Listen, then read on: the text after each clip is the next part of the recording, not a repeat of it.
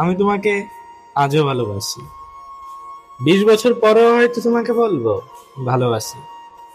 20 বছর, 40 বছর, 60 বছর, 70 বছর, জীবনের শেষ মুহূর্তেও যদি তুমি জিজ্ঞেস করো আমায় ভালোবাসো, আমার উত্তর হবে সহজ, হ্যাঁ আমি তোমায় ভালোবাসি। তবে আজকে তুমি আমাকে জিজ্ঞেস করলে আমি বলবো তোমাকে ভালোবাসি,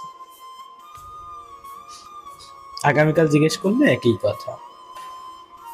আসলে যে বলে ভালোবাসা পরিবর্তনশীল, সে সত্যিকারের ভালোবাসা কখনো দেখেনি।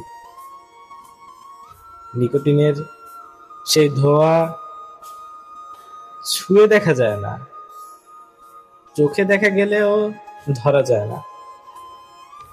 ভালোবাসা অনুভব করে গেলেও এটা বোঝা অত সহজ নয়। আমাদের হৃদয় ভালোবাসার ফুল দ্বারা গঠিত, কিন্তু এই ফুলের রং, সুবাস সবই আমাদের অজানা। আমরা ভালোবাসা বলতে পারি, কিন্তু এই ভালোবাসার মাহাত্ম্য, গুরুত্ব আমাদের কাছে অজানা। আমরা সত্যিকার অর্থে ভালোবাসা কি এটা জানি না। পৃথিবীর যে প্রান্তের মানুষ কি জিগান ভালোবাসা কি, এক একজনের উত্তর এক এক রকম।